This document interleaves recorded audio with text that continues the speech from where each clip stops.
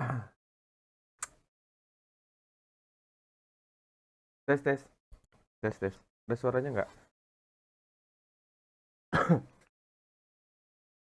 Oke, bentar bentar. Ada pak suaranya.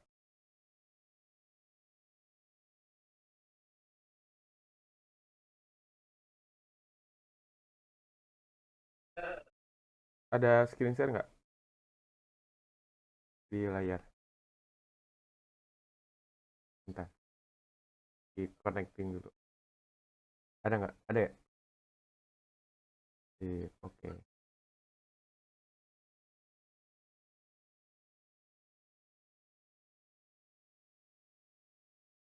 Bentar. Kita nunggu jam berapa menit lagi ya? Oh, semenit lagi. Eh, ini saya record ya sebenarnya. Tapi kalau misalnya next mungkin nggak di record. Oke. Kenapa di record? Karena mungkin baru awal ya. Kalau kemarin kan kita sebenarnya udah duluan ya, yang waktu hari Sabtu kita bahas tentang kripto. Tapi berhubung kripto ini masih maksudnya masih minoritas di grup utama, jadi untuk kripto kita bahasnya hanya beberapa sama user aja waktu hari Sabtu kemarin. Jadi di Ibo kan ada member-member lama yang waktu itu pernah saya ajakin buat private member ya. Nah, di kripto itu. Tapi kalau sekarang ada pertanyaan ada nggak? Maksudnya udah nggak ada. Jadi sama admin-admin lah, admin-admin Ibo, jadi kita diskusi tentang kripto. Jadi next ke depannya kripto gimana, itu gimana, waktu itu hari Sabtu. Nah, kalau untuk hari ini kita bahasnya tentang ini dulu ya, apa namanya, tentang forex. Nah, alasannya forex dan lain-lain. Sebenarnya di sini ada materi, cuman nggak seperti biasanya. Jadi kalau biasanya kita eh, live meeting kayak begini kan bisa sampai berjam-jam ya. Cuma kalau sekarang kita hanya sebatas 1 jam dan kita benar-benar di apa namanya waktunya biar biar nanti next Google Meet seperti ini tuh nggak jadi hal yang membosankan gitu. Jadi lebih baik waktunya kita bikin short tapi intensif dan sering itu aja. Hari Rabu jadwalnya itu ke binari ya, Sabtu itu kripto. Cuma kalau kripto mungkin untuk 1 bulan ke depan nggak akan saya di umum dulu, maksudnya di total di semua member gitu ya di pusat, tapi lebih ke beberapa orang dulu aja kalau untuk kripto. Jadi yang rutin Senin korek, Rabu itu apa namanya binari, Sabtu itu kripto ya, dan durasi waktunya semuanya 1 jam. Itu kenapa 1 jam ya biar tadi biar nggak keseringan, sorry biar nggak kelamaan juga, karena kan saya juga nyempetin waktu ya. Itu 1 jam sehari lumayan juga sebenarnya. Kalau tiap hari Google Meet kan juga puyeng juga ya, jadi saya nggak bisa ngapa-ngapain aja terus. Terus aja Google Meet. Nah, oke, kita langsung ke materi ya, materi utama. Jadi sebenarnya kita ada bahasan materi di sini. Nanti di mungkin sesi selanjutnya, jadi kita dipotong-potong ya. Ada sesi pertama kita bahas dulu materi yang saya pengen sampaikan. Terus yang kedua ke Q&A. Nanti mungkin yang terakhir kita diskusi tentang analisa market. Jadi untuk forex ya, karena kan kita bahasnya forex nih. Marketnya kita analisa market apa, entah gold, entah apalah kita lihat nanti ya. Gitu. Oke. Eh, materi yang pertama saya tulis aja di sini ya, biar enggak.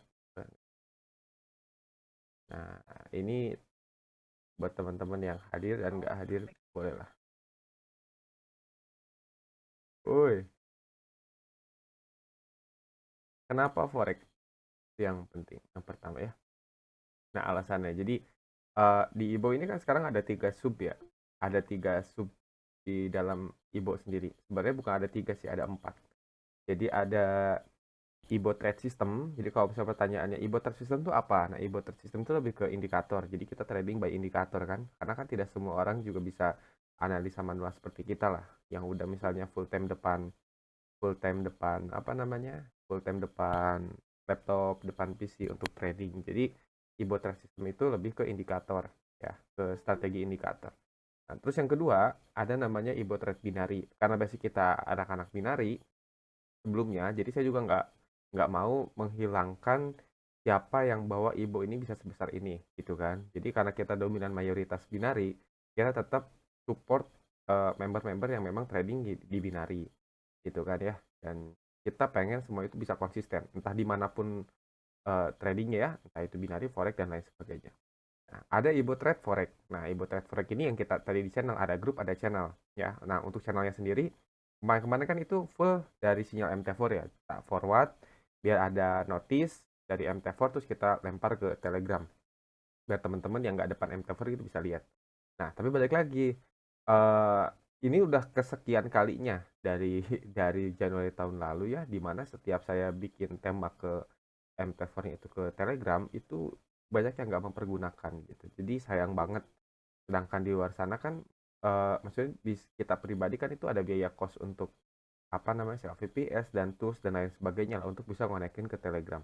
Itu nggak sama sekali pakai gitu. Saya bukan masalah tentang biayanya ya, tapi tentang fungsinya gitu maksudnya. Kalau misalnya bisa untuk scalpingan ya kenapa enggak sih gitu maksudnya.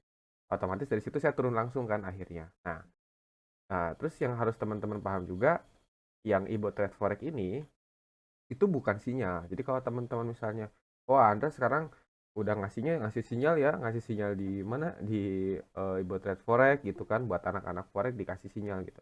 Itu bukan sinyal, tapi itu jurnal trading saya pribadi. Jadi setiap saya entry, setiap saya ini tak share gitu kan. Nah, tapi yang saya share itu nggak yang high risk gitu, yang memang bisa semua orang bisa ikut.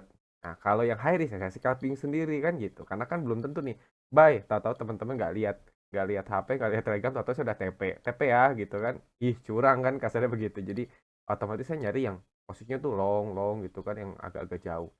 Itu sendiri kalau misalnya yang di Ibo Trade Forex. Nah, ada grupnya. Kalau grup itu untuk semua member Ibo. Kalau untuk yang channel sendiri itu di private. Jadi itu hanya untuk teman-teman yang memang ada berlangganan biaya di situ. Nah, kenapa ada biaya? Bukan buat saya, karena next yang nanti bakal ngasih ngasih jurnal trading seperti itu bukan saya aja, tapi admin-admin yang memang udah saya cek juga cara analisanya, cara tradingnya. Kalau di Binari kan ada seperti Bu MS, terus Pak Yusuf, terus sama Bu Fauzi. Nah itu kan adminnya tuh kalau di Binari. Kalau di Forex, nah ini admin-adminnya tuh saya tarik tuh ke sana, apa namanya, ke channel. Jadi nanti jurnalnya itu bukan saya aja yang ngasih gitu. Nah cuman saya pengen bikin kulturnya dulu. Jadi kulturnya itu biar yang di sini itu bukan cuma sinyal buy sell tanpa analisa. Bila perlu kita start dari nol dulu tuh, di chartingnya tuh di nolin dulu, terus kita share dulu, kita lihat nih gold. Nah nanti mungkin gambar kedua kita lihat pemetaannya, gambar ketiga kita lihat step by step ke time frame-nya ya kan, dari time frame daily ke H4, ke H1, ke 30. Nah gitu kita gambar-gambar lagi dan eksekusi. Itu kan yang memang setiap saya lakuin di channel sinyal sana ya kan, channel sinyal di Ibo Trade Forex itu. Jadi yang saya kasih jurnal itu saya step by step gitu. Karena itu biasa saya analisa begitu gitu. Empat tak petain dulu, di daily tak petain dulu, baru ke ini apakah ini bisa TP-nya scalping, atau ini bisa TP-nya jauh atau seperti enggak. Kalau scalping ya saya ente sendiri nggak ngajakin kan gitu. Tapi kalau misalnya ini, oh ini bisa di-share nih, kayaknya TP-nya bisa jauh nih, udah tak share gitu. Itu sebenarnya kalau misalnya yang di Ibotrade Forex. Nah, kita juga lagi nge-build sesuatu yaitu Ibotrade Crypto. Nah, kenapa Ibotrade Crypto? Nah, kemarin udah sering bahas nih kalau ini. Next suatu hari nanti itu juga pergerakan massa untuk teman-teman trading itu juga pasti mungkin beberapa tahun ya, 2-3 tahun ke depan itu pasti bakal banyaknya di kripto ya, sorry, di kripto khususnya. Nah, kenapa bakal pada hijrah ke kripto? Karena kripto bisa dua arah. Itu yang paling penting. Ada future namanya. Itu bisa dua arah, yang dari segi apa namanya? Transaksi pun itu berbeda dengan di forex.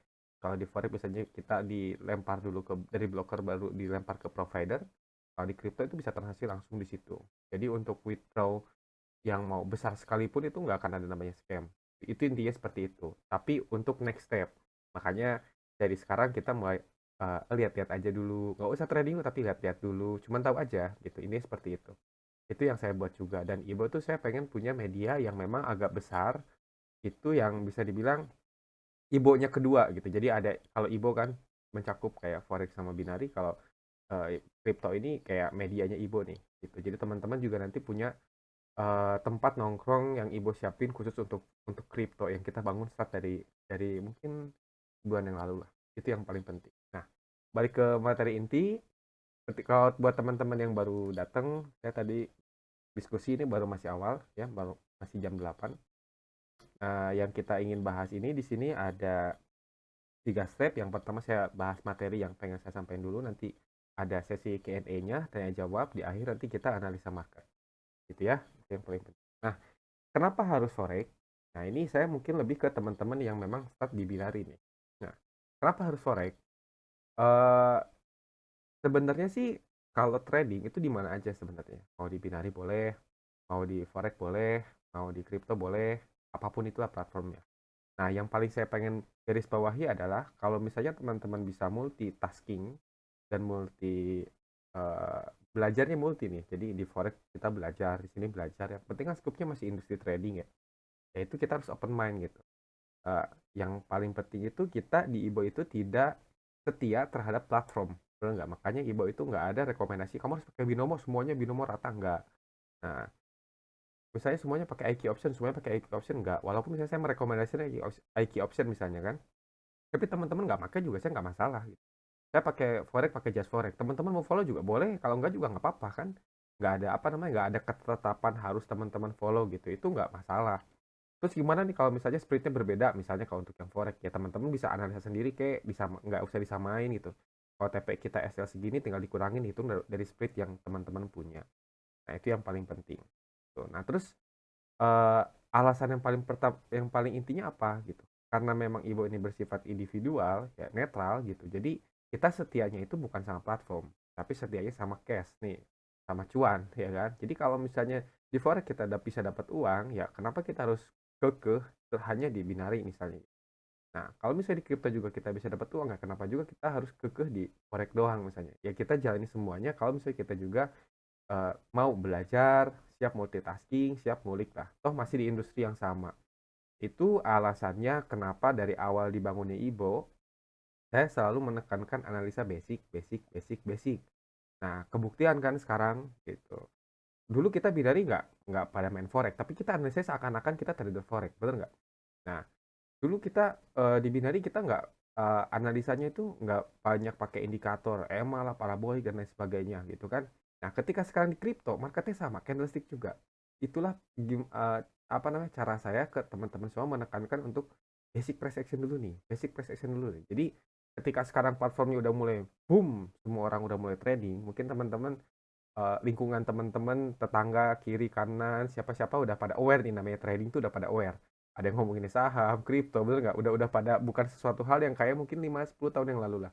Yang namanya trading tuh kayak underestimate banget dan kalau sekarang tuh semua orang trading lah kasarnya gitu ya. Kita lihat di story-story teman-teman udah pada ini. Tapi itulah pentingnya basic. Jadi teman-teman bisa dipakai tradingnya di mana aja. Lalu paling intinya kenapa harus forex? Nah, untuk saat ini saya trading mungkin di 60-70% di forex. Kalau untuk di crypto sendiri saya lebih masihnya di spot ya. Masih ambil posisi spot. Jadi bukan posisi future dulu gitu. Nah, kalau untuk binary sendiri itu jarang banget saya sekarang untuk entry, untuk apa namanya? eh ya trading gitu jarang gitu. Paling sesekali kayak misalnya kemarin kita lagi diskusi apa kita buka gitu. Itu kalau untuk di binary. Itu yang paling penting. Terus kenapa forex juga? Biar teman-teman ini bisa naik kelas lah kalau untuk yang binary ini. Dari segi menganalisanya lebih expert, ya kan? Jadi nggak tuh candlestick lah kasarnya gitu. Kalau di binary kita mungkin masih lihatnya candlestick to candlestick kan, bener nggak entry-nya tuh. Tapi ketika di forex kita lebih agak lebar nih. Spot analisanya tuh kita kayak mundur selangkah biar bisa ngelihat marketnya lebih luas nih gitu. Beda dengan di binary kan, kita cuma lihat pergerakannya terus kita entry. Kalau di forex kita mundur selangkah, mungkin 10 kali entry-nya binary itu satu kali entry-nya di forex. Kayak begitu. Tapi itu biar teman-teman suatu hari nanti bisa trading secara nyaman gitu. Karena pasti pasti semua trader di awal pasti awalnya tuh pengen scalping dulu. Lama-lama ketika sudah scalping udah terbiasa nyari TP-nya agak jauh-jauh. Lama-lama udah mulai swing. Akhirnya udah jadi investment lah. Jadi udah kita OP diem ngambilnya ratusan pip kayak gitu. Itu pasti ada prosesnya begitu. Itu tahap apa namanya mungkin selanjutnya. Tapi baiknya teman-teman bisa persiapkan lebih awal. Nah, itu tentang yang pertama, yaitu kenapa forex dan kenapa harus mulai bisa trading di forex dulu. Biar teman-teman bisa ngelihat apa namanya market jauh lebih luas. Nah, yang kedua, ini kita bahas masih seputar forex ya, nggak ada binary. Yang kedua yaitu tentang mindset. Mindset. Nah, ini mindset yang saya pengen buat teman-teman yang ada di grup forex khususnya. Jadi mindset ini eh, kita harus berbeda dengan cara trading pada umumnya sebenarnya. Itu yang saya lakuin sekarang. Kalau saya pribadi itu saya pengen selalu selangkah lebih depan dibandingkan kompetitor, dibandingkan misalnya teman-teman dan trader-trader yang memang saya kenal juga. Contoh kayak yang lain fokusnya di currency, saya udah start gold dari mungkin setahun yang lalu, ya kan. Nah, yang lain udah di gold, saya udah start di indeks mungkin dari awal tahun akhir 2019 kita udah mulai trading di indeks gitu. Cuman itu masih bolong-bolong kayak Hang Seng, terus Kospi dan lain sebagainya. Nah, kenapa? Biar saya udah tahu duluan gitu situasinya, marketnya seperti apa. Suatu hari nanti saya bisa fokus di sana, saya udah apal nih bayangannya seperti apa entry-nya. Nah, seperti itu. Nah, mindset yang pertama yang harus teman-teman punya di Ibo Trade Forex khususnya, itu yang paling penting adalah jangan fokus ke profit dulu nih. Buat teman-teman yang baru gabung, ya kan? Nah, baru gabung tuh, atau misalnya baru trading forex lah. Jangan fokus ke profit dulu. Itu saya sampaikan ke kemarin di grup. Itu fokusnya itu ke apa namanya? Ke skill dulu gitu. Skill, dari skill baru ke profit gitu. Jadi kalau teman-teman ujungnya ke profit gitu, itu pasti banyaknya nanti lossnya sebenarnya sih, karena tidak mengasah skillnya. Makanya untuk mindset di awal itu bisa mempertahankan balance aja tuh udah bagus sebenarnya. Itu yang paling penting. Terus kemudian juga harus siap terbiasa namanya SL. Nah, ini yang sering saya bahas ya. Jadi SL itu wajib dipasang. SL itu wajib dipasang ya, stop loss. Saya ngomong begini bukan karena harus harus apa namanya, ya stop lossnya yang harus lebar atau apapun itu, enggak juga sebenarnya. Tapi stop loss ini bisa jadi apa namanya, satu satu penjaga balance kita sebenarnya, satu-satunya, ya kan. Dimana kita nggak bisa manage psikologis kita, tapi kita bisa termanage dari sistem, ya kan. Kalau kita nggak bisa mengontrol diri kita, minimal sistem yang mengontrol kita lah, intinya begitu. Kayak kita misalnya eh, nggak bisa bangun pagi misalnya gitu, tapi karena kita kerja kita dipaksa gitu mengikuti sistem biar kita bangun pagi, contohnya seperti itu. Sama di trading juga, kalau kita nggak bisa terbiasa untuk apa namanya, konsisten, ya kan, untuk meminimalisir kerugian, kita nahan floating ya, itu fungsinya tuh dari sistem yaitu stop loss gitu. Jadi stop loss itu sistem yang memang bisa mengcover dari psikologi seorang trader sebenarnya. Nah, tapi stop loss juga ini bisa dua dua arah. Maksudnya bisa untuk menahan psikologi dari teman-teman tingkat kerugiannya, juga bisa menahan psikologis teman-teman yang kemarin nanya kalau biru nih nggak kuat gitu kan. Kalau misalnya merah saya bisa nahan floating 30 pip, 50 pip, tapi giliran naik sedikit 10 pip udah apa namanya, close close close. Nah, fungsinya stop loss tuh ya itulah. Jadi stop loss itu bisa di nggak cuma dipasang di bawah entry kalau buy, tapi dinaikin juga di spot entry kita, naikin naikin naikin naikin, close, sudah selesai. Jadi itu yang namanya trailing stop sebenarnya. Cuma kan kalau trailing stop dominan, banyak terlalu teori dan lain sebagainya. Nah, teman-teman tinggal geser aja terus perlahan. Makanya kalau misalnya lebih nyaman tuh pakai apa namanya, lebih pakai MT4 di desktop biar tinggal di drag drag aja. Kalau di HP kan diedit lagi, harganya diedit lagi kan begitu ya. Kalau misalnya di apa namanya, di desktop kan tinggal di drag aja. Itu tentang SL ya. Jadi wajib banget pakai SL, karena salah satu yang bikin MC atau margin call, ya margin call tuh duitnya habis lah ya. Itu ya nggak pakai namanya stop loss. Itu yang paling penting gitu. Jadi kalau misalnya apa namanya, nggak pakai stop loss itu udah pasti, ya kalau misalnya profit bagus lah ya gitu, tapi sama aja dengan kita trading full margin. Kalau full margin tuh kalau dibilang itu all in lah kalau tanpa stop loss. Jadi kita udah deh habisin aja sehabisnya sampai mana di floatingnya. Ya mending kalau kita ada duitnya udah apa namanya, berlembar-lembar, udah berkarungan gitu ya, habis deposit lagi. Tapi kalau misalnya kita memang ingin serius gitu ya, minimalisirlah kerugian. Makanya saya, teman-teman kalian bilang kan, biasain SL, coba mindsetnya tuh giliran misalnya profit pada hiporia, giliran kena stop loss aja apa namanya pada diem gitu kan income-nya. Saya mah lebih milih pakai stop loss gitu daripada TP-nya banyak, TP, tapi floatingnya banyak gitu. Saya nggak milih itu. Saya lebih milih banyak stop loss-nya yang ke-hit, tapi saya bisa re-entry. Namanya, nah, yang bahas kemudian adalah re-entry nih. Ini yang paling penting. Kita udah mempersiapkan diri untuk minimasi kerugian. Ya kita juga harus berani dong untuk re-entry, ya kan? Maksudnya re-entry itu untuk meminimalisir kerugian yang sebelumnya gitu, untuk merecovery gitu intinya. Tapi re-entry juga jangan barbar. Di re-entry itu adalah pada next analisa yang memang sudah kita persiapkan juga. Contoh kayak tadi hari ini masih ini banget kan. Saya tadi tinggal siang-siang kan saya tidur siang dulu terus tahu-tahu pas dilihat wih di udah SL kan gitu. Tapi saya langsung re-entry kan ngajakin sell lagi gitu kan intinya. Itu untuk set re-entry lagi tapi saya tahu nih ini stopnya harga bakal di mana nih. Karena di situ itu ada support kuat di mana saya harus close. Jadi saya nggak bisa full TP sama seperti plan yang sebelumnya. Ya udah berapa pip tadi kan close dulu ya karena plannya udah berubah. Tapi kan ketika saya melakukan re-entry itu kerugian yang pertama, walaupun misalnya yang pertama 50 pip, yang kedua ini cuma 30 pip, itu udah terrecovery. Selesai. Jadi saya udah BEP. Nah, ketika sekarang ada re-entry lagi, saya udah beda beda cerita lagi, udah start dari nol lagi gitu. Tapi mungkin teman-teman yang lain udah kena stop loss, udahlah, ya, sudahlah. Ya itu sih terserah kalau kita mau mensudahi yang memang kita ini ya sudah selesai gitu.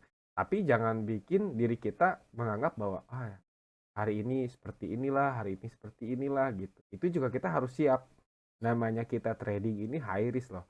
Jadi kalau kita mentalnya nggak siap, mending nggak usah trading. Kenapa? Ya karena memang high risk gitu. Kita siap duitnya habis, siap duitnya profitnya gede gitu. Kalau misalnya kita nggak siap secara mental, mending nggak usah gitu.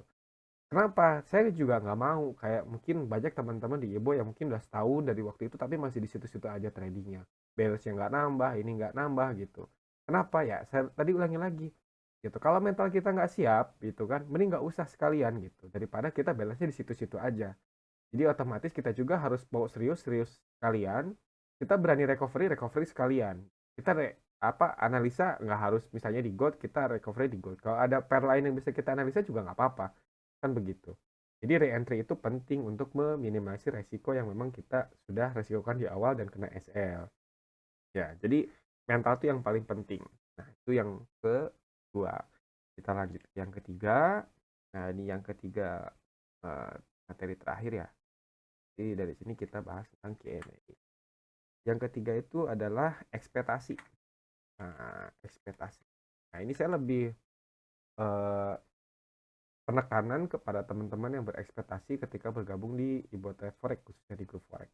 Nah, ekspektasi yang pertama, kalau teman-teman pengen kayak mendadak, pengen dapat cuan yang gede di Forex, wah itu udah mending gak usah trading lah. Kenapa? Karena tidak semuanya tuh sesuai dengan ekspektasi. Yang penting kita tuh bisa minimalisir resiko aja sebenarnya.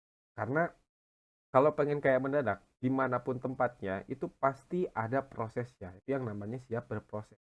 Ya, jadi perjalanan untuk dari posisi ini, nah dari posisi di sini sampai teman-teman ke, misalnya dari sini balance teman-teman ada 5 juta. 5 juta misalnya. Masuk ke sini jadi 2 kali lipat lah. Jadi step pertama jadi 10 juta misalnya. Step kedua misalnya di sini jadi 20 juta misalnya. Perjalanannya seperti ini. Nah, untuk berproses teman-teman di sini itu ya minimal bisa mempertahankan dari segi balance di sini aja tuh udah cukup. Sampai skill teman-teman terbentuk gitu. Di sini baru teman-teman ngomongin tentang manajemen lot dan lain sebagainya, dan money management dan sebagainya, technical, baru teman-teman boleh bisa berekspektasi untuk profit lah, untuk target harian, target bulanan seperti apa. Tapi untuk awal fokusnya dibenerin dulu skill tradingnya gitu. Teman-teman siap mentalnya siap, terus teman-teman siap dari segi apa namanya cara tradingnya. Nah, hal-hal seperti itu yang harus yang paling penting banget gitu. Nah, terus kemudian juga buat teman-teman yang ada di grup Forex, yang saya share itu bukan sinyal 100% profit. Teman-teman bisa lihat, saya lossnya sekian, saya profitnya sekian, itu teman-teman bisa lihat kan kesehariannya seperti apa. Nah, itu juga yang saya lakuin ke teman-teman itu buat contoh gitu, bahwa trading itu ada namanya SL, ada namanya siap recovery. Ya, kalau misalnya trading itu setiap entry boom, setiap entry boom, setiap entry boom, semua orang udah pasti milih trading, ya kan? Tapi trading itu mungkin 1% dari sekian puluh jutaan orang, bener nggak? Tidak, bahkan ada yang bilang trading itu tidak untuk semua orang gitu. Karena banyak part di dalamnya yang memang harus dipersiapkan, segi mental, psikologis, analisis, ya kan, skill, ya kan gitu. Itu yang paling penting. Nah, itu untuk yang tiga. Jadi ekspektasinya tuh jangan terlalu berlebih ketika masuk di e-trade forex khusus. Yang saya pengen tekanin itu adalah teman-teman bisa trading mandiri. Ya, jadi teman-teman ini bisa punya trading sendiri, punya setup sendiri. Nextnya suatu hari nanti itu bisa diskusinya langsung sama saya gitu. Jadi kayak, Pak ini gimana analisa saya seperti apa. Jadi bukan cuman follower yang, oh ada buy si A nih, buy. Oh ada sell si A nih, sell gitu. Ya kan? Nah untuk analisa sendiri kan bisa lewat HP, bisa lewat, nggak harus lewat laptop seperti ini kan. Intinya kan begitu. Nah itu tujuan saya tuh pengen teman-teman bisa trading mandiri dari waktu dulu. Makanya di Ibo itu nggak ada sinyal yang buy sell buy sell buy sell seperti itu, tapi semua itu dibikin memang bisa teman-teman analisa ulang kayak begitu. Itu yang selalu saya tekankan dari pertama kali adanya Ibo kan, intinya begitu. Jadi nggak mau saya bikin sesuatu hal yang bikin instan nih gitu. Kalau mau instan mah ya jangan trading lah kasarnya gitu, cari duit apa kek. Kalau namanya trading kita siap berproses. Nah, hasil dari prosesnya nanti ya itulah sebenarnya. Jadi seiring skill teman-teman bertambah, seiring analisa teman-teman bertambah, itu kan itu juga bisa mempengaruhi dari balance teman-teman juga. Nah, mungkin teman-teman yang member lama nih dari 2019 mungkin bisa ngelihat perjalanan saya pribadi. Di mana saya nganalisa market sampai detik ini perubahannya seperti apa, benar nggak? Dari pertama saya nganalisa 2019, cara saya entry sampai sekarang, terus di 2020 sampai sekarang saya bisa nganalisa tuh ya itulah.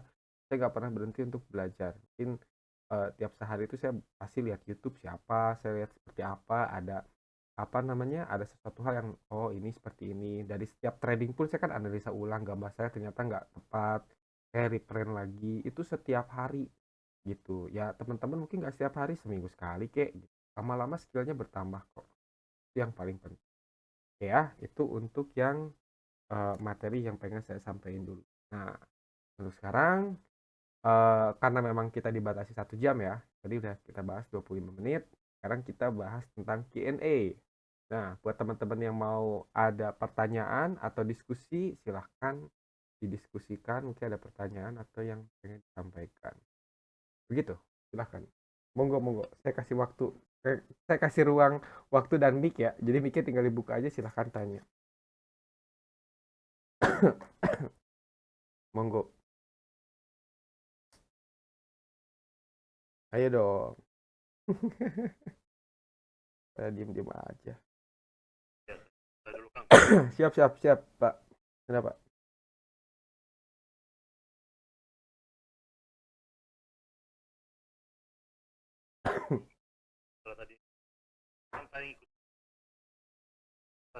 Ya. Oh iya, iya, iya, iya, iya, betul, betul.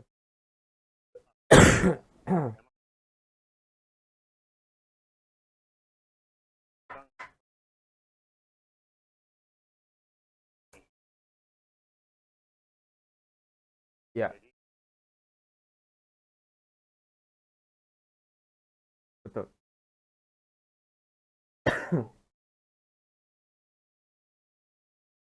8Q yang mana, Pak? Ya. Oh iya. Oh ya.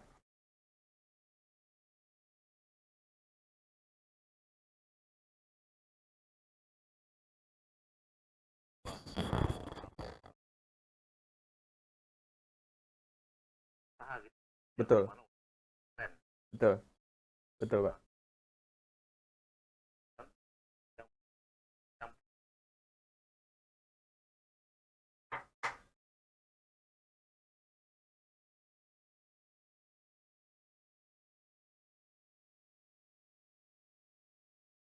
Iya.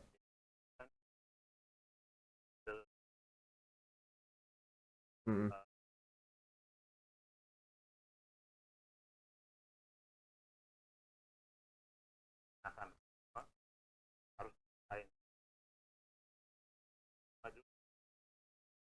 Mm-mm.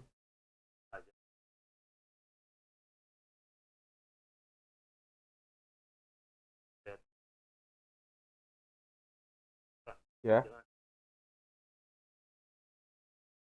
Oh iya. Itu gimana, Pak? Ah,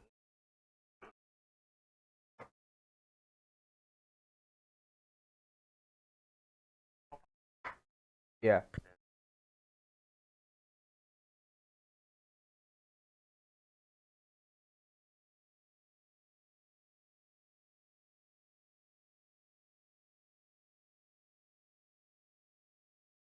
Iya.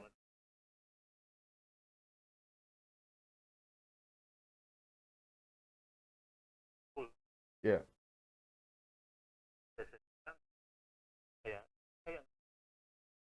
Hmm.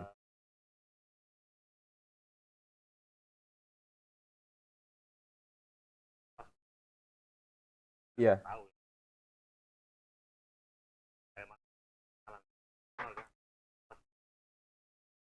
Betul, betul.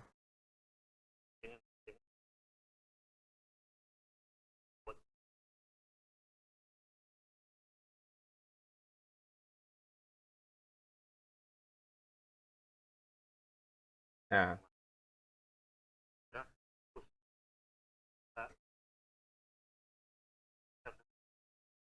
siap, siap, siap. Paham, paham.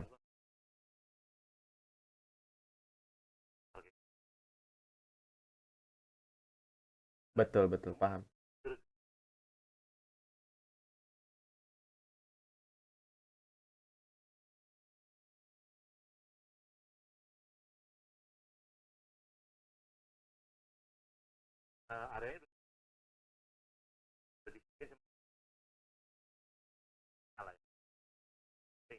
Betul.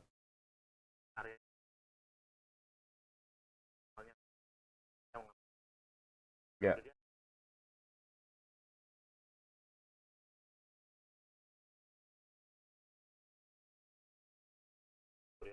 betul, betul.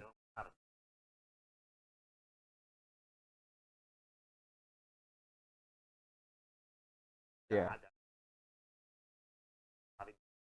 ya.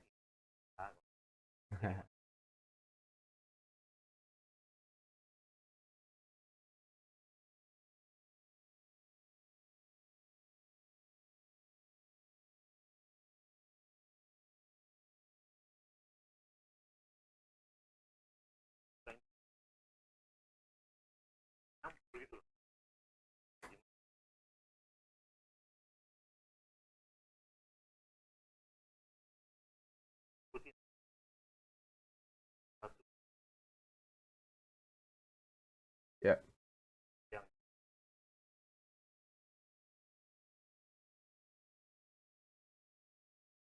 ya. Betul.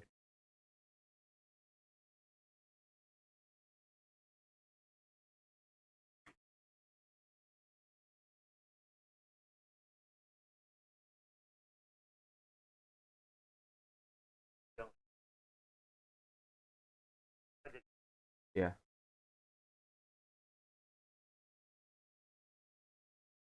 betul, betul.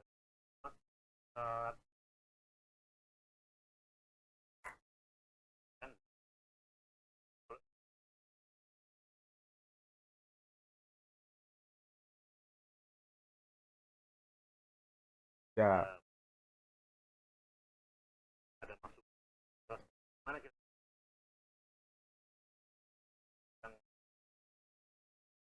ya, Pak.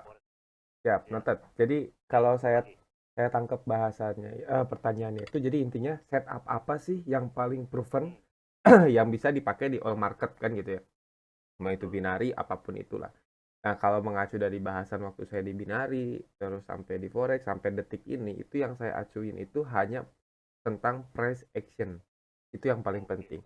Nah, price action ini juga nge-sub nih. Jadi price action ini ada sub-subnya yang memang banyak gitu. Contoh misalnya ada yang mempelajari lebih ke apa namanya candlestick, ada yang mempelajari lebih ke alien wave lah, berawal dari misalnya price action ya kan. Nah, ada yang nanti ke supply dan demand lain-lain. Cuman kalau saya pribadi, ini tuh hanya kalau saya, kalau yang saya pakai untuk price action ini cuman satu, hmm, terus dua, terus tiga. ini yang saya pakai sampai detik ini. Yang pertama itu price actionnya lebih ke SNR ya, SNR. Nah, SNR ini kan ada yang horizontal line ya, support resistance, ada yang support resistance dari trend line, itu yang paling penting. Nah, terus kemudian yang kedua ini saya lebih ke candlestick. Nah, candlestick. Yang ketiga ini saya lebih ke SND, supply dan demand. Nah, kita bedah satu-satu ya. Nah, support resisten dari horizontal line sama trend line ini kita untuk mengetahui di mana kita entry dan next di mana nanti kita TP gitu kan, intinya begitu. Kalau untuk SNR itu kita juga bisa dipetain lewat trend line. Kalau untuk mengetahui pergerakan market kan kita bisa pakai trend line. Oh ya, satu lagi ada Fibo juga sebenarnya saya. Cuma kalau Fibo ini bukan seperti orang yang levelnya tuh banyak. Saya Fibo itu cuma pakai 618, 71 sama 886, 786. Ya, jadi kalau kalau untuk Fibo ini level yang saya pakai. Nah, kelihatan kan? Jadi saya pakai itu cuma 618, 718, 71 sama 786. Area yang kunci nantinya kalau ini di break semua saya di 886. Nah, kalau saya pakainya begini berarti saya nyarinya rebound, ya kan? Jadi saya nyarinya pucuk-pucuk ya kan. Jadi kalau misalnya harga posisinya ya begini, ya retest. Nah, ini yang saya cari gitu. Saya hanya trading kalau di area sini. Jadi saya ada di 538 itu enggak. Kenapa? Ya baik lagi. Kita juga punya banyak strategi yang memang jangan sampai kita juga gagal fokus. Benar nggak? Saking kebanyakan ya kan itu. Nah, yang paling penting tuh price action. Nah, kenapa price action?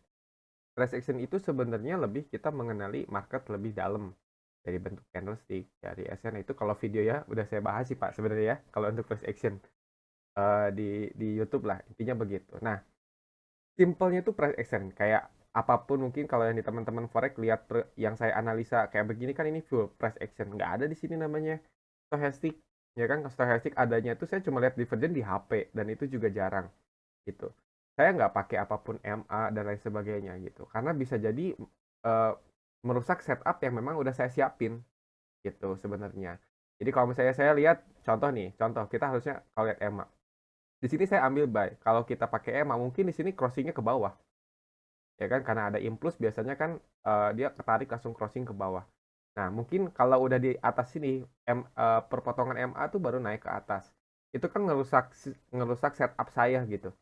Jadi kalau misalnya saya mengacunya hanya supply dan demand kayak yang tadi saya bahas, terus sama price action, ya saya harus melepaskan beberapa yang saya pelajari juga gitu. Contoh kayak moving average, stochastic dan lain sebagainya itu saya lupain dulu deh. Gitu. Itu biar nggak ngedistract analisa kita. Jadi kalau mau ngikutin saya, trading saya itu hanya pakai price action. Cuman pakai trend line, ya kan? Nah, contoh kita bahas yang ini. Tadi kan pakai trend line tadi kan. Nah, dari trend line itu pasti nanti ngelebar dari bentuknya trendline yang tadinya lurus jadinya agak agak bengkok jadinya pattern kan begitu intinya kan. Nah itu dari apa namanya price action tuh nanti ngelebar. Cuman kalau untuk price action itu udah saya bedah yang materi pemula karena itu full price action sebenarnya.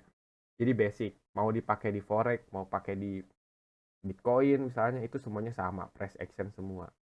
Kayak tadi malam saya nganalisa Bitcoin juga pakainya price action. Nah yang ini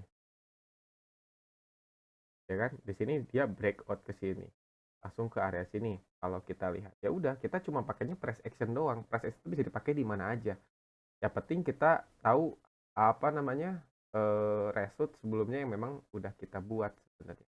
Bentar ya, kita balik lagi ke materi atas tadi biar nggak ini. Jadi yang pertama itu ke price action itu dipelajari aja. Price actionnya itu apa namanya nggak jauh-jauh dari yang apa saya bahas sih Pak. Dari dulu sampai sekarang saya cuma pakainya price action doang. Nah, yang kemudian itu lebih ke logic analysis. Nah, logic analysis ini sebenarnya lebih deep dari fundamental sebenarnya gitu. Jadi banyak apa namanya? Fundamental yang sesungguhnya itu kan bukan cuma sekedar news yang ada di Forex Factory, ya kan? Tapi kita lebih lihat GDP marketnya, kita lebih lihat pergerakan gejolak ekonominya seperti apa. ada pandemi. Apa pandemi itu ketika notice pandemi itu ada di Forex Factory? Kan nggak ada, ya kan? Nah, kita lebih ke logic analisis gitu. Kayak kita misalnya lihat kemarin, wah tetangga-tetangga kita misalnya udah pada mulai kena nih, ya kan? Secara logika ini udah mulai memang apa namanya siklusnya udah mulai masuk ke musim pancaroba kan gitu. Dimana pergantian musim ini kan sudah pasti ya, pasti ada batuknya lah, ada pileknya kayak gitu-gitu kan. Tapi yang harus kita karena kita memang basicnya trading, wah ini pasti market ada yang turun nih kan gitu. Market stock di Indonesia khususnya pasti akan ada kondisi bearish gitu. Karena media kan bikin satu ketakutan yang besar gitu kan bahwa corona ini makin besar intinya begitu. Nah, secara logika ketika market turun ya kan, market turun mungkin ada orang-orang yang take profit ya kan. Nah, duit-duit take profit ini pasti kan seorang investor besar bakal bakal mindahin dana yang besar nih. Dananya ini mau kemana kan gitu. Contoh kayak kemarin waktu pandemi stok turun. Ketika stok turun, goldnya naik. Otomatis secara logika berarti memang kondisi tersebut ada orang besar take profit dari stok dan dia pengen mindahin duit gitu, ya kan? Mindahin duitnya kemana? Ke aset-aset yang memang bisa di apa namanya agak aman lah gitu ya. Berarti masukinnya kan ke gold. Nah, ketika goldnya udah naik di all time high yang baru kemarin, ya kan? Udah take profit mereka bearish lagi dipindahin ke kripto, makanya kriptonya naik. Itu kan analisa begitu kan lebih ke logika, ya kan? Bukan yang ada di Forex Factory dan lain sebagainya. Itu yang sebenarnya fundamental. Makanya saya bukan trading yang mengacu dari news. Oh ada news apa nih hari ini? Saya nggak pernah lihat-lihat news. Contoh kayak sekarang ada gold, tadi kita kan ambil posisi buy. Terus sekarang naik. Saya nggak lihat news nih, ada news apa di Forex Factory? Enggak, ya kan? Saya lebih ngelihat dari segi price action. Biarkan news itu nanti ngebooster dari apa yang kita udah plan, karakter yang kita buat plan gitu. Intinya begitu. Jadi kalau kita mengacu sama, kalau saya pribadi ya, kalau saya mengacu 100% sama fundamental, kita jadinya gambling. Iya kan? Kita nggak lihat chart, kita lihat, oh ini akan buy atau sell nanti ketika news ini analisa bilang ini apa namanya plus minus seperti ini akan buy atau sell gitu ya, kita nggak bisa bilang seperti itu karena kita trader ya, lihat nih apa yang ada di chart, yang terjadi di chart seperti apa gitu. Di situ kita baru menganalisa, wah posisinya masih area ranging misalnya, belum bisa kita ngambil keputusan. Misalnya ada news jam 8 malam, harganya misalnya masih di sini-sini aja, ya kan, masih di sini aja, masih kondisi ranging. Nah, kondisi begini kita juga nggak bisa ngambil keputusan dong. Ya udah, kita lihat nanti breakoutnya kemana ketika ada news, kan begitu. Kalau ternyata dia breakoutnya ke sini dan retest di sini, ya udah berarti kita hari ini ngambil posisi buy tanpa ngelihat news. Biarkan nanti news yang ngebooster nih posisi kita gitu. Jadi plus gitu kan sama news. Kalau ternyata mungkin di sini ada fake out, ya kita lihat dulu lagi seperti apa. Itu yang paling penting. Itu yang saya lakuin sampai detik ini untuk menganalisa market nggak tanpa fundamental, tapi bukan berarti saya nggak lihat news, tapi saya pakainya logic gitu, logic analisis. Itu yang terjadi di market secara logika gitu. Mungkin banyaknya asumsi gitu kan ya. Tapi kalau misalnya asumsinya ini berkali-kali dan itu betul, jadinya kan sebuah analisis yang oke, bisa saya pakai kan begitu. Jadinya kan begitu. Jadi kita tahu nih kondisi marketnya bakal seperti apa. Dengan dua itu aja udah cukup sebenarnya untuk trading ya gitu. Jadi mau di kripto di seperti apa gitu kan itu juga bakal tahu. Nah, itu yang paling penting dari segi basic aja dulu, start dulu. Price action sama logic analysis. Nah, yang ketiga lebih ke research secara RR gitu. Nah, risk and reward ini penting sebenarnya. Nah, jadi kita harus mempersiapkan dari segi risk and reward juga. Nah, dengan kita mempersiapkan risk and reward, kita di sini sudah tidak peduli apa namanya win rate. Nah, ini yang paling penting karena kalau kita mengacunya ke win rate, itu pasti kita jadinya bakal nyari-nyari sesuatu strategi yang bersifat 100%. Karena kita mengacunya ke win rate. Holy Grail ya. Iya, Holy Grail. Karena kita mengacunya ke win rate. Resultnya berapa, seperti apa. Pada aktualnya pun, itu nggak ada yang 100%. Ya kan? Ada yang 50-50, 50-50 gitu kan. Dia misalnya entry 10 kali, 5 kali SL, dan 5 kali TP. Ya kan? Iya, ini kan secara logika, kita kan berarti nol nih, nggak dapat apa-apa. Kalau di binary udah pasti loss, bener nggak? Kalau di binary kan udah pasti loss kan, karena kita loss 100%, kita profitnya cuma 80%. Tapi ketika di forex atau di crypto dan lainnya, ini bisa kita manfaatin dari segi risk and reward. Jadi misalnya SL-nya ini kita set cuma 20 pip, tapi kita TP-nya di 50, di 100, ya kan, dan lain sebagainya. Makanya saya terbiasa SL aja nggak apa-apa, biarin SL, kita bisa re-entry lagi. Ngapain takut SL, ya kan? Daripada logikanya kita eh, nggak pakai SL tapi jadinya MC, lebih baik pakai SL. Jadi makanya terbiasa saya warna merah. Merahnya banyak biarin, tapi kan lihat hasil akhirnya kan biru gitu kan. Itu yang paling penting. Jadi nggak usah melihat dari segi win rate dulu, fokusnya lebih ke RR analisisnya seperti apa next ya. Dan kita juga belajar re-entry. Sebenarnya dengan 3 ini pun udah cukup, Pak. Itu yang paling penting. Nah, terus gimana sih biar misalnya ya kalau yang saya lakuin ya, biar kita bisa konsisten dan juga kita nggak terlalu banyak. Maksudnya saya nih nggak bisa nih nganalisa setiap jam kan begitu ya. Jadi kenali dulu aktivitas kita, background kita, juga waktu yang kita bisa spare buat trading. Jadi kalau misalnya teman-teman ini ada yang kerja, ada yang memang full time project atau apapun itu, ya kita kenali dulu nih waktu aktivitas kita tuh bisa spare-nya berapa. Intinya kan begitu. Kalau misalnya memang kita bisa meluangkan waktunya hanya sedikit, ya udah kita jangan memaksakan untuk full time depan chart. Full time trading itu tidak juga harus full time depan chart, ya kan? Full time trading itu bukan full time depan chart gitu. Itu namanya bukan full time trading sebenarnya. Gitu. Kalau saya sendiri kan memang kayak lihat gambar, lihat apa, saya selalu riset. Kebetulan kan memang dari waktu dulu juga saya kan memang tiap hari kan memang full time depan laptop, depan PC kan gitu. Karena basicnya kan emang di digital gitu. Jadi ya memang seperti ini saya apa adanya gitu. Nah, tapi kalau misalnya teman-teman yang memang tidak bisa full time seperti ini, ya carilah sesuatu hal yang memang di trading ini yang bisa di setup nggak harus setiap hari depan market. Nah, contohnya seperti apa? Nah, saya kemarin juga buat teman-teman ngarahin buat yang memang ini untuk posisinya swing.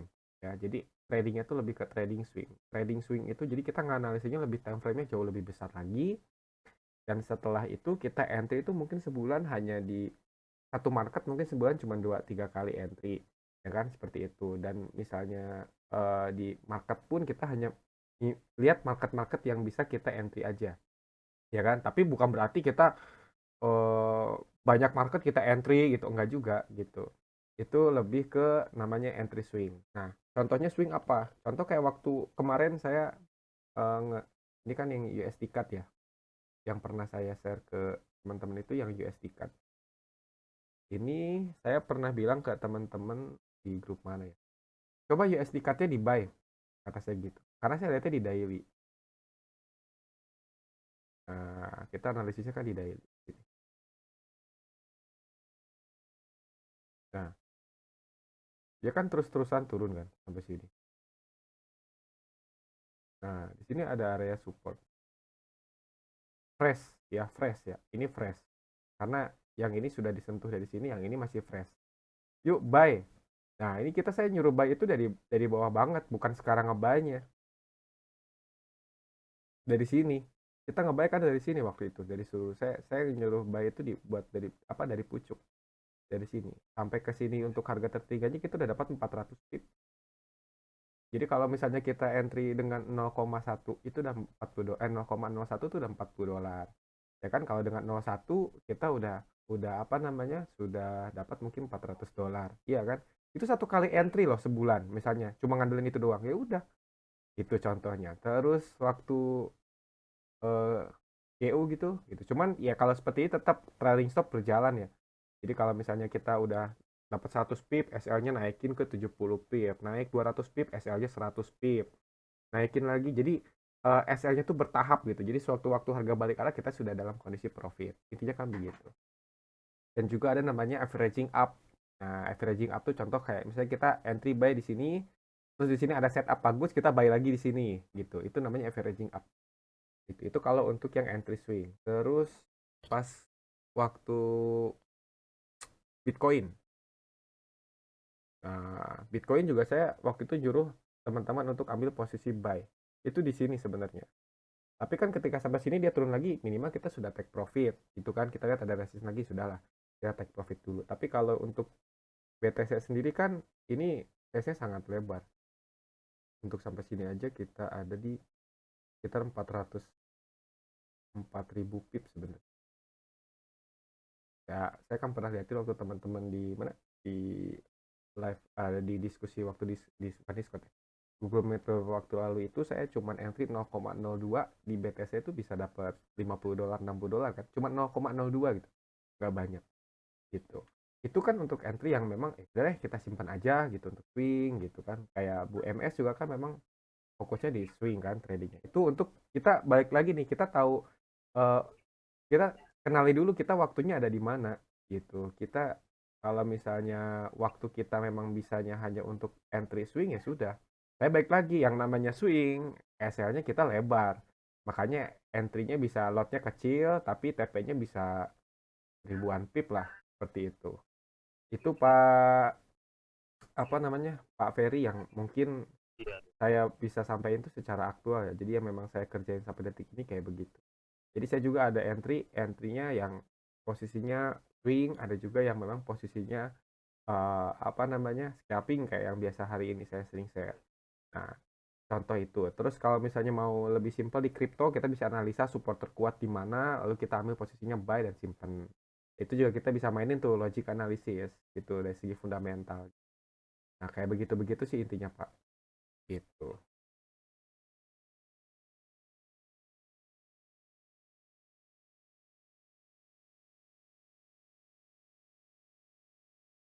Ya, kalau kalau scalping di gold sendiri saya minimal di M5 tuh paling dalam gitu. Tapi dominan kalau sekarang saya di H4 eh, 1 jam juga saya sering analisa itu. Kalau untuk time frame sendiri sih tergantung target pip ya. Kalau misalnya saya share di teman-teman kan itu target pipnya saya lebih dari atas dari 50 pip kan intinya begitu. Jadi saya nyarinya analisanya di H1, H4, M30. Nah, itu baru mungkin saya share eksekusi gitu. Yuk eksekusi buy misalnya di M30, di M15 gitu.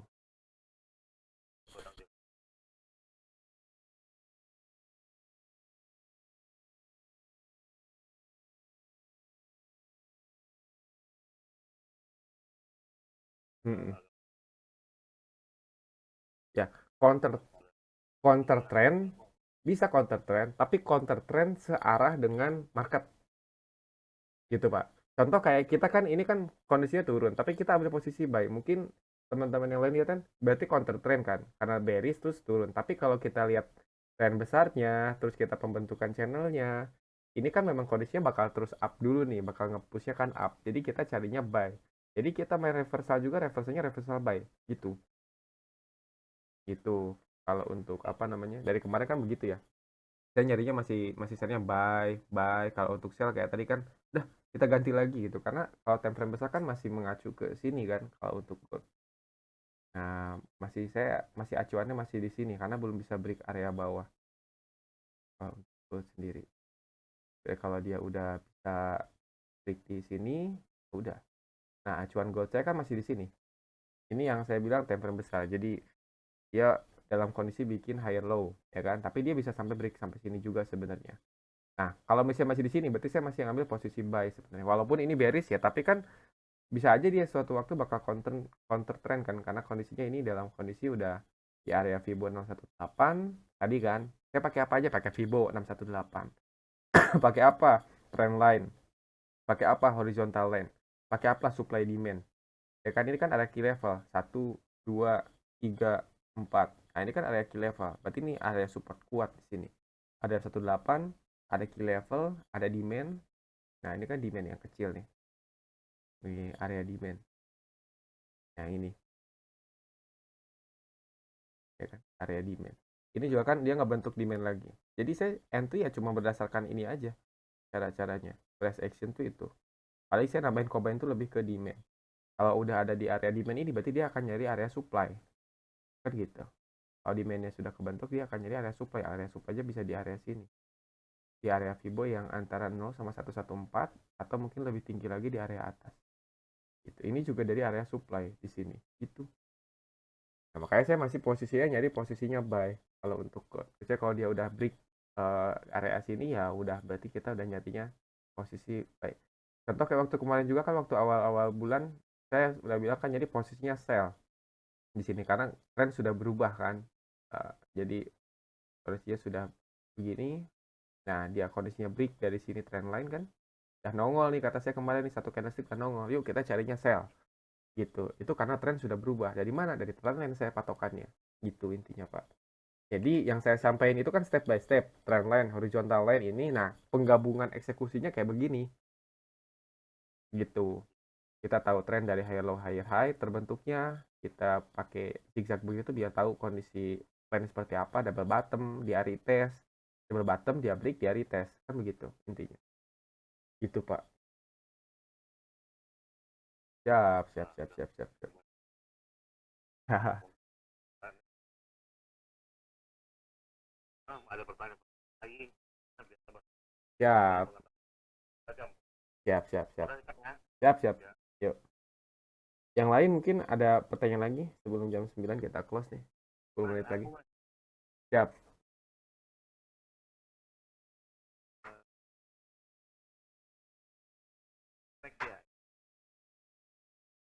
Ya.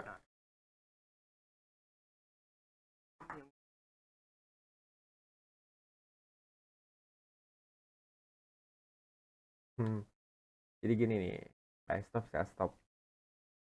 Ini area harga terkini ya, misalnya harga terkini. Jadi harga terkini. Terus kita bukan harga terkini, ini harga terkini nih. Misalnya harganya lagi di sini, di sini, di sini, di sini. Kalau misalnya kita bilang buy now, berarti kan kita entry langsung di area harga terkini di sini nih untuk buy di sini. Kalau buy limit itu kita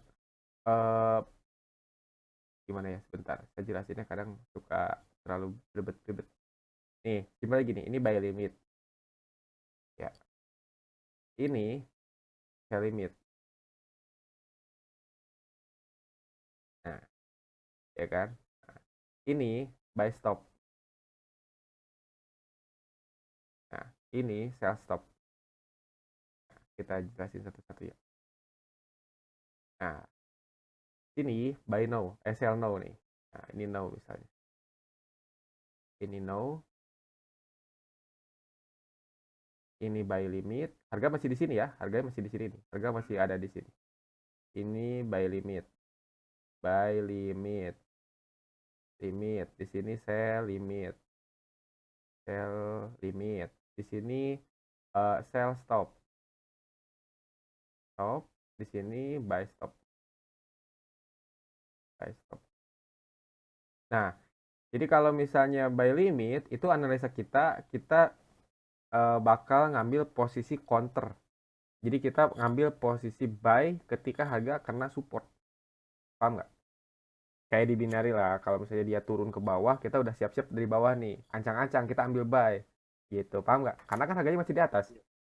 Nah, iya, itu namanya pending order. Kalau kalau apa namanya, execution order tuh langsung di harga itu langsung. Tapi kalau pending order tuh kita nge-pending order biar nanti harga nyampe ke situ baru kita terkena nih eksekusi apa order kita tuh baru kena gitu, paham nggak?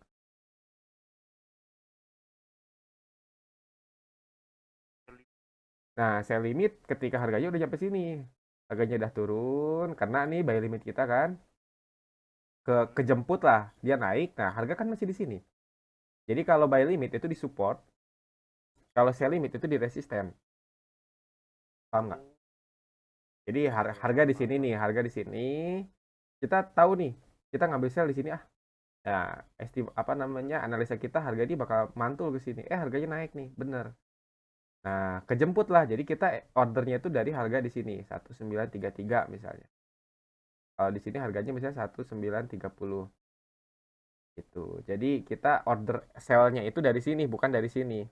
Itu sebenarnya untuk minimalisir stop loss gitu. Terus misalnya, nah harga naik ke sini, terus sell limit kita kejemput nih. Ya udah, berarti kita terexecute ordernya itu dari sini turun ke bawah. Nah, ini misalnya bentuknya ranging. Ya, harganya di sini-sini aja. Terus kita tahu nih bakal ada news besar NFP misalnya. Kita pasang sell stop di mana kalau harganya breakout, kita udah ordernya di sini gitu, paham nggak? Jadi kita langsung, jadi ketika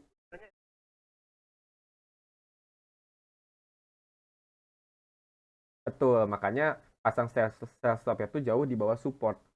Ini kan strong supportnya kan di sini. Kita pasang sell stopnya di bawah strong support. Jadi ketika harganya nembus, boost ke bawah kan kadang-kadang kalau harga kan suka begitu ya. Kayak gold kan nggak ada konfirmasi dia tahu-tahu turun dalam gitu. Nah, kita pasang sell stop. Kalau misalnya tahu-tahu dia naik, impuls, ya kita udah ada posisi buy stop. Nah, fungsinya itu untuk minimalisir resiko untuk pending order sebenarnya. Itu minimalisir resiko kita secara psikologis juga sebenarnya. Ya kalau teman-teman masih trading baru tuh baiknya sih mainnya main pending order aja. Kalau ke hit rezeki, kalau nggak ke hit nggak dijemput ya kadang-kadang kan nggak dijemput ya biarin aja. Kita bisa next kayak kita ngejaring lah, ngejaring sesuatu. Kalau kita ngejaring ini dapat ikan ya beruntunglah kita. Tapi kalau kita nggak dapat ikan ya apa yang harus kita apa yang harus kita sesalkan kan kasarnya nggak ada kerugian kok di situ kan gitu ya intinya. Nah, jadi pending order itu penting sebenarnya untuk minimasi resiko. Contoh, kalau misalnya harga di sini, harga lagi di sini misalnya. Nah, di sini kita mau ambil posisi buy karena di sini ada support nih. Di sini ada support juga. Kita mau ambil posisi buy di sini. Tapi kita langsung order langsung nih, nge-buy.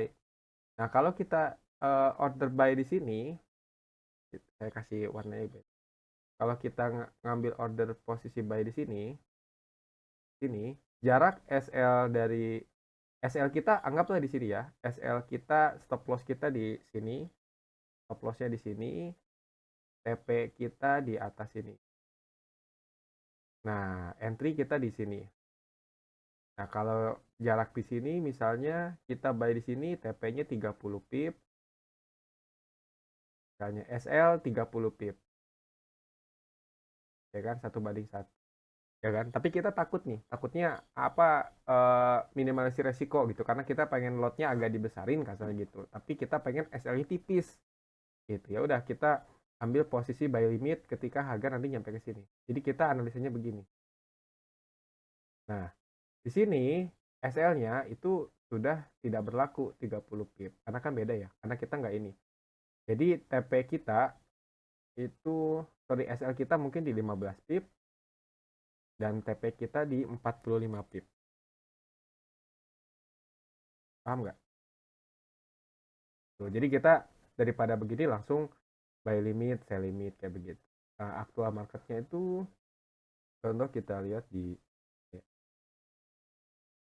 sini.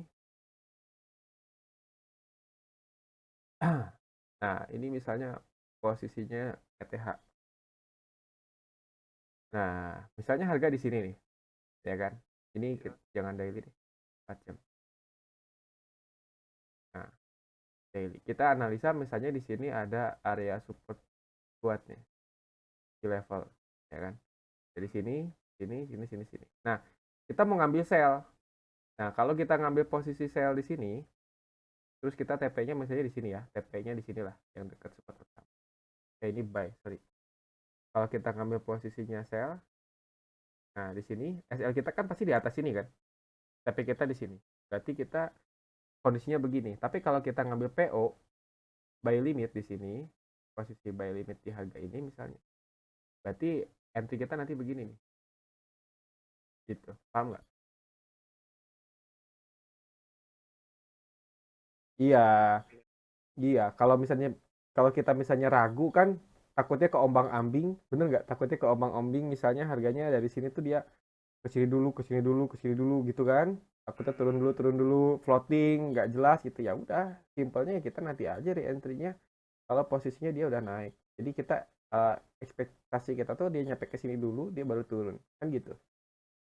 Nah, kita pasang aja di sini buy limit, sell limit gitu. Tapi kalau ternyata dia breakout dari sini misalnya, tapi kita kalau saya pakai sell stop sama buy stop itu agak jarang, kecuali kalau dia bentuknya tuh memang apa namanya rectangle ya. Jadi bentuknya tuh kayak sideways. Jadi kayak di sini misalnya dia nyampe ke sini, dia turun sini lagi, nanti dia turun lagi di sini. Nah, udah kondisi begini, di sini biasanya dia bakal bikin area supply dulu nih, bikin area demand. Jadi dia bakal begini dulu nih. Kayak tadi gold tuh, kayak tadi gold kita mau SL di 80. Saya udah ancang-ancang, wah ini udah pasti SL. Tapi teman-teman kan ada yang SL, ada yang enggak kan gitu. Saya belum tuh. Coba saya lihat, wah ini pasti impuls nih karena dia bikin demand dulu. Bikin area apa namanya? bikin area SND di sini. Nah, kalau udah begini, itu harusnya kita posisinya buy stop di sini. Nah, jadi ekspektasi kita tuh ketika harga breakout ke sini, kita udah ada posisi buy di sini. Kenapa nggak di sini aja posisi buy-nya? Bisa, tapi high risk. Takutnya kan ternyata dia malah bikinnya rally base drop. Nah, begitu. Jadi kita ekspektasinya itu biar nanti aja nih kalau harganya sudah breakout ke sini, dia turun. Nah, kita ada posisi buy stop di sini. Begitu. SL-nya di mana? SL-nya ya di bawah marking tadi. Gitu. Jadi kalau misalnya kita analisa begini, kita ambil posisinya buy stop misalnya. Buy, kita buy-nya di atas di sini. Ya udah SL-nya di bawah marking kan. Takutnya kita ketarik ke bawah ya enggak? Kita udah SL duluan. TP-nya berarti di next area di sini. Nih ada area key level lagi kan di sini. Itu simpelnya kayak begitu. Jadi kita nunggu aja nih harganya kalau dia nanti breakout area sini begini kan. Nah, gini dia turun. Nah, kita sini. Tapi kalau dia turun di sini ya berarti kita kena SL nih. Gak apa-apa. Kenapa? Takutnya kan memang turun ke sini kan, bener nggak? Tapi kita sudah di posisi di sini. Itu sebenarnya pending order. Nah, pending order tuh bukan sesuatu hal yang buruk sebenarnya, bahkan bagus banget buat jaga teman-teman psikologis. Kita kayak anggap pasang jaring aja. Kalau jaring kita kena ya syukur gitu. Kalau nggak kena ya nggak apa-apa gitu.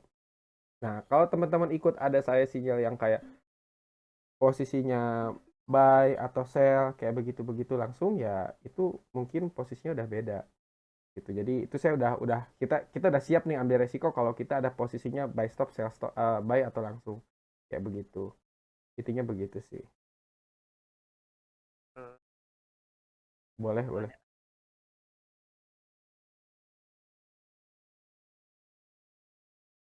Bentar. Ngitung pip. Kalau ngitung pip itu beda-beda. Tiap pair itu beda perhitungan pip. Kalau misalnya mau simple shortcut bisa pakai ini aja. Bisa pakai ini. Di sini lihat dari yang targetnya 186 gitu. Contoh kita lihat yang code.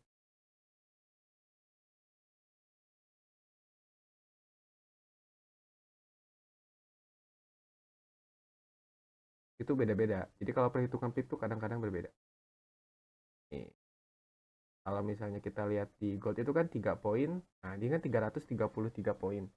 333 poin ini di sini ada 3 tuh sama dengan 30 pip. Makanya beda-beda. Itu tiap pair kalau misalnya yang lain juga sama.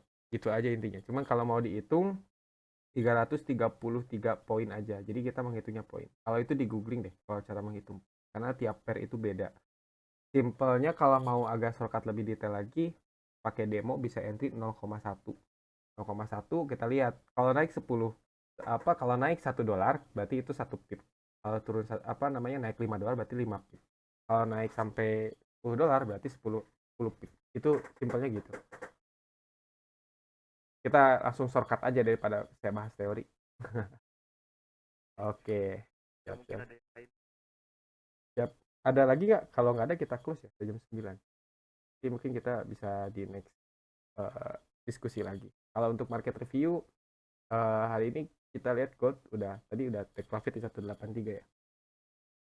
Yang tadi kan sudah kita kasih share juga. Untuk gold kita lihat dia memang bullish. Terus tadi dia sempat turun kan. Nah, teman-teman kan tadi ada yang mungkin yang close order, tapi kan saya tadi bilang kalau dia masuk lagi di area yang sama, buy aja langsung gitu. Udah, jadi posisinya udah masuk ke 183. Oke, kalau nggak ada kita close ya.